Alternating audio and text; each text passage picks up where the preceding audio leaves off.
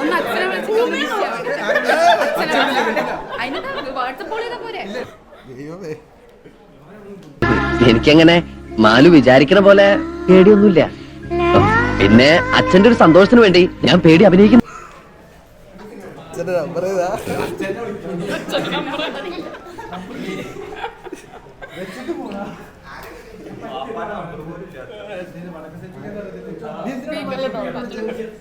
ദൈവമേ പടി കിട്ടും. Hello, happy father's day. Okay,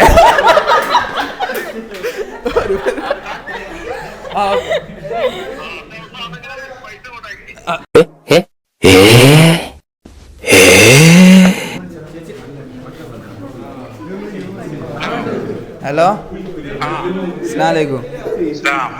happy father's day. Happy father's day. Hello, ഉറച്ചു പറ, കേൾക്കുന്നില്ല. Happy father's day. ആ, ഹാപ്പി അല്ലേ? ആ, ഓക്കെ ഓക്കെ. ആ, അച്ഛനൊന്ന് കോൾ ചെയ്യൂ. Happy father's day.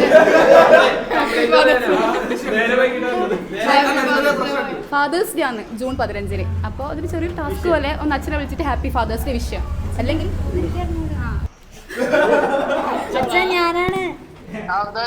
അതില്ലേ happy father's day. Father's day, happy father's day. ഇന്ന് ഫാദേഴ്സ് ഡേ ആണ്, അതാണ് സ്പീക്കറിലാണ്ട ഫോൺ. എന്തോ